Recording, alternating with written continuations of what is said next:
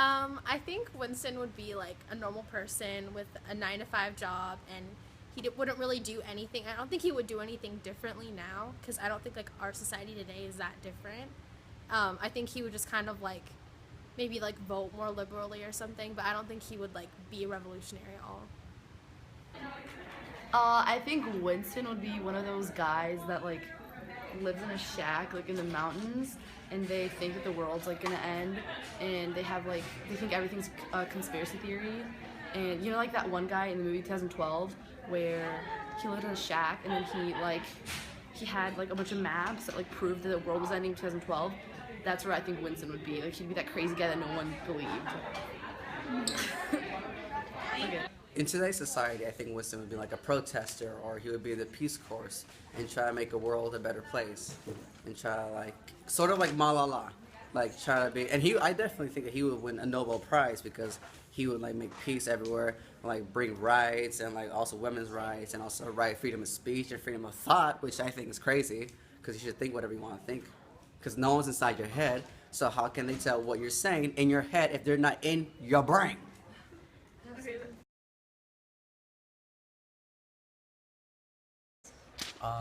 I think there will be like robots and like floating stuff.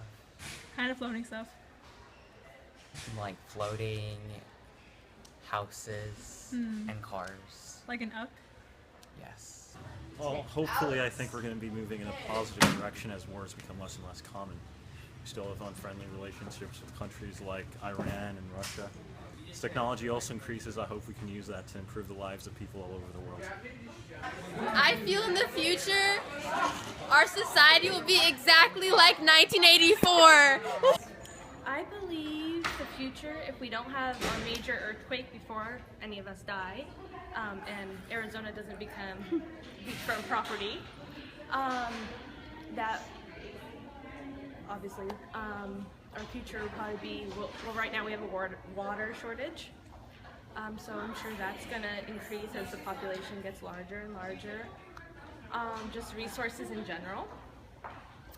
On the negative side. On the positive side, hopefully we can learn that everybody can get along, you know, typical no wars, peace, love, happiness, and that's it.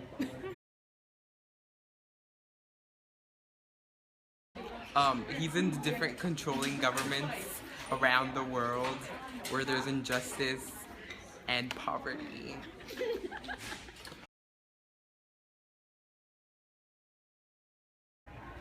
Absolutely not. Not absolutely controlled. They need some partial control, some guidelines, which is what our whole country was based on originally, and not so controlling like a dictatorship. And of course, in the story, when they take over completely and Big Brother watches you, every move that you make, and you don't get to make any decisions whatsoever. Absolutely not. That doesn't work.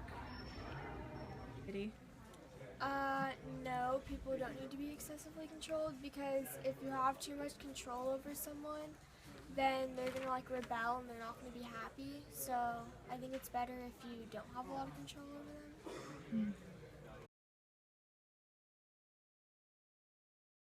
A dystopian society is like no rights, no freedom or anything. And then our society, we have lots of freedom and we can pretty much do whatever we want. And in a dystopian society, you can't do that. All right. In our society. They're more mean. Okay. No, because people are doing things against their will, and they're like run by someone, and they have to do things that they don't want to do.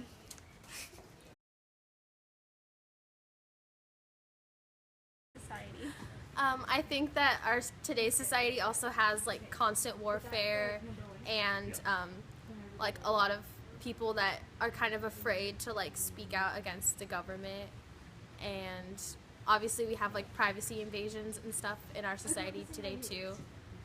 Yeah.